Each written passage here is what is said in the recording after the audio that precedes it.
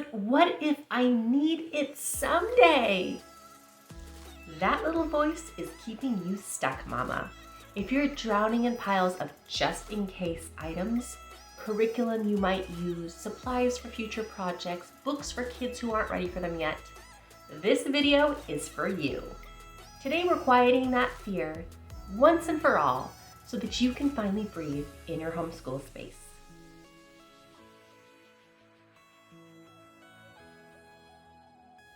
Hey Mama, welcome back to Homeschool Simplicity. I'm Laura Noel, your Homeschool Simplicity coach, and today we're tackling something that keeps so many moms paralyzed: the fear of letting go. I hear it constantly. I know I need to declutter, but what if I need this someday?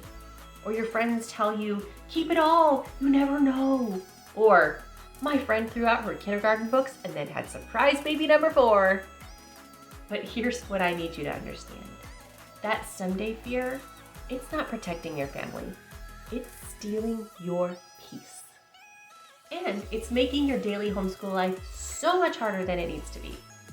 So today we're diving into someday, why it's sabotaging your sanity, what you actually don't need to keep, and real practical steps to finally let go without the guilt.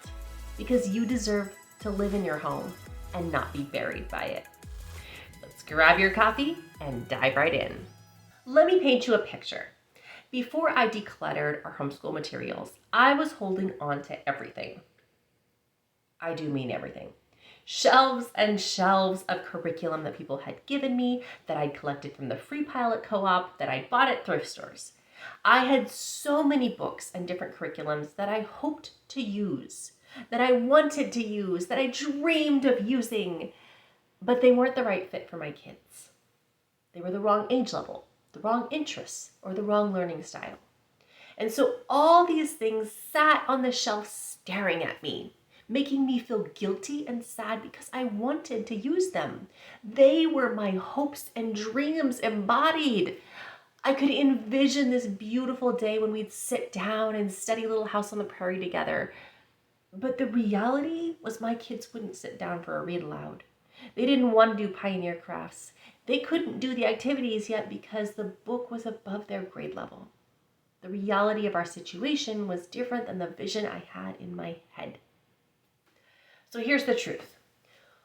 When you keep holding on to everything just in case, you're not preparing for someday. You're actually drowning in today. That fear of needing something later is actually making your life so much harder right now. See, letting go isn't about risking your family's future. It's about gaining clarity, space, and sanity today. I want you to change your mindset from, what if I need this someday, to, what are we doing now? What's most important now? What's working right now? Think about it. What's the actual worst case scenario if you let go of something and then you need it later? You might have to borrow it again. You might have to buy it again or find an alternative. And none of those are life or death situations. But living in constant visual chaos, that's actually affecting your mental health every single day. See, all this someday stuff comes with a hefty price. When your game closet is 3 feet deep, you can't see what's in the back. Your kids are never going to play those games because they don't even know they're there. And you don't want to open the closet because you're overwhelmed at the avalanche pile waiting to happen. Here's what's really going on. We are visual people. When we see overwhelming visual stimulation, piles everywhere, it's raising our cortisol levels and our bodies start to panic. It's like when you step on a Lego or trip over a ball. Your body suddenly says, I'm not safe, I'm in danger, and I could get hurt. That's what your body's trying to tell you every single time you look at visual clutter. And this isn't just about feeling overwhelmed. Your kids are absorbing your chaos too. Research shows that children in cluttered environments have higher stress levels and more difficulty concentrating. They're also learning that overwhelm is normal and that it's okay to be surrounded by things we don't use or love. And is that really the lesson you want to teach them? So I know this all feels really big, but we're starting small.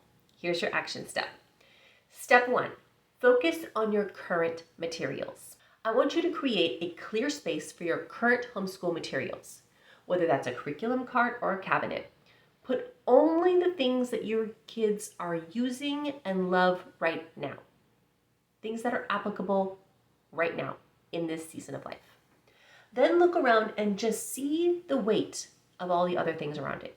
Are there piles, bookshelves, closets full? What are we dealing with? Step 2, we're going to apply the container concept. This is my favorite thing. I want you to pick one space for curriculum that you're saving. Maybe it's things that your oldest has finished that you're keeping for a younger child. Choose one shelf, one cabinet, or one box. When that space is full, it's full. No more stuffing things in with, oh, I hope to use this someday. There's no space for that in your life. This creates a firm boundary, and firm boundaries create clarity. It's not piles, it's not overflowing, it's a clean, organized space for future use. Step 3, we're going to slowly apply this to everything. So when you're going through your art supplies or your office supplies, put out the things you're using and loving right now. And then maybe have one bin of backstock, extras, special things, glitter, stuff like that. Not a whole closet overflowing.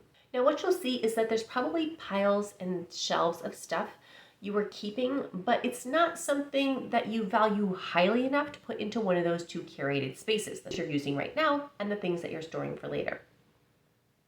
So does that stuff really matter? Are you really going to use it? The answer is probably not. That's the stuff that you pack up and you bless another family with. Okay, it's time for a heart-to-heart, Mama. I tell my kids all the time, you have to get rid of some stuff because new things are always coming in. Birthdays, Christmas, back-to-school sales, free piles. We can't hold on to everything. When you see things you aren't using, it's hurting you. Emotionally, physically, psychologically. Your whole body is stressed out, and that's damaging your health. So for your sanity, for your health, I'm begging you, let go of some of this stuff. I want you to have hope. I want you to have clear, organized spaces. I desperately want you to have freedom from the piles. The piles are awful. But you can't get there until you pack up what you're not using and get it out of your house. I say this with love because I've been there. I have gotten rid of hundreds of boxes over the years, tens of thousands of items I thought I needed. I have dug my family out of the pit of clutter hell, and you can too. I promise you can do this. Here's what I want you to do this week. Choose one small area. Maybe it's your homeschool cart, one shelf, one bin. Apply the container concept. Keep what you're using now. Create a small boundary for what you're keeping for later, and let the rest go. Find 5 things in that space you haven't used in 6 months and probably won't use in the next 6. Put them in a box and get that box out of your house this week. You don't have to do it all today, but you can take this one step forward. And when you do, you're going to feel lighter, freer, more like yourself again.